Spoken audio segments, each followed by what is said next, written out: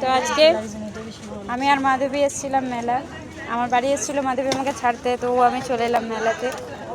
যাই না এখন কি নিচ্ছে, চলো দেখাই। সোনার আংটি, অরিজিনাল সোনা পরার এখন অবশ্য হয়ে যাবে, কদিন পরের ক্ষমতা হয়ে যাবে নেওয়ার। আমার ক্ষমতা হতে এখন অনেক দেরি। আর এই যে এখানে এসেছিল দিদি আর বাবু, দেখা যাক কিনি, বাকিটা শেয়ার করছি তোমাদের সাথে। দোকানটাতে মাধবী চলে গেছিলো কিছু জিনিস দেখার পরে, তারপরে ওর এখানে একটা সাবস্ক্রাইবার চলে এসেছিলো দেখা করার জন্য।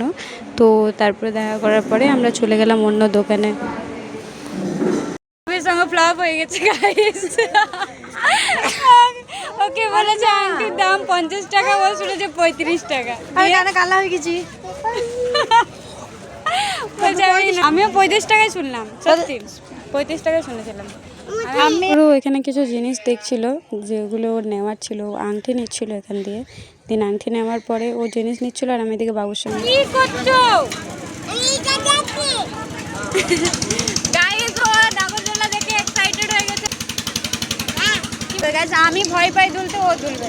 তোমার সাহস আছে? হ্যাঁ। ভয় লাগবে না তো? না। বহুত বড়িয়া। ওকে যাবি। ফাইনালি আমরা কিছু কিছু জিনিস নিয়ে নিয়েছি। তো কি এখানে মাধবী এগুলো নিয়েছে, হাতে দেখাও। ও ব্লগ শুরু করে দিয়েছে এই যে হেভি। কিন্তু আমি এই যে আংটি পরেছি, তো তোমরা শুধু আমার নিলে। আমি নিলাম এই যে আংটি, এই যে ঘড়ি, আর একটা পকেটে রয়েছে ঘড়ি, দুটো ঘড়ি, দুটো দাম কম ওই জন্য নিয়ে নিলাম। ভালোই শপিং। যেহেতু ভিডিও করি নানা রকম করতে হয়, সেই জন্য কিনলাম, নইলে কিনতাম না। কি বলো? এটা স্মার্ট ওয়াচ নেওয়ার ইচ্ছা। এখানে চলে গেছিলাম ক্লিপের দোকান, ক্লিপ নিতে। তারপরে মাধবী এখানে দুটো ক্লিপ নিয়ে নিল, আমি নিয়ে নিই বলে আমি দাঁড়িয়েছিলাম। মাটিতেও জায়গা নাই, পা রাখার জায়গা নাই, মাটিতে জায়গা নাই, সত্যি নাই। আর এখানে আমার বাবুর কাণ্ড দেখো, কি করছে কে জানে। আমি অনেকক্ষণ ধরে মালা খুঁজছি, কিন্তু আমার পছন্দের মতো মালা পাচ্ছি না। পাচ্ছি যদিও, তাও অনেক দামের পাচ্ছি। একটা জায়গায় 40 টাকা পেয়েছিলাম, আমার দিদির কথা শুনে ভাবলাম 30 টাকার মালটা যদি পাই তাহলে ওটাই নিয়ে নেবো, ওটা তো পেলামই না।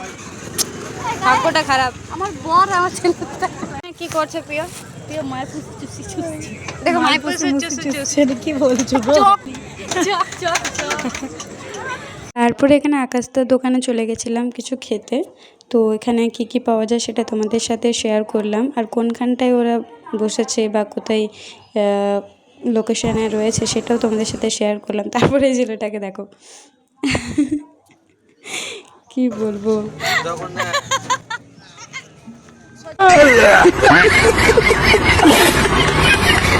দেন এখানে মাধবী চলে যাচ্ছিল বাড়ি। বললাম ওকে কি অনেক ওকে মিস করবো। দেন ও বলছে বাড়িতে যেতেই হবে। বললাম ঠিক আছে, আবার দেখা হবে। তারপরে এই যে বড় ছেলেটা গাড়ি চালাতে চালাতে আমাদেরকে নিয়ে চলে এলো। তো আজকের মতো এইটুকুই। ভালো লাগলে লাইক, কমেন্ট, সাবস্ক্রাইব।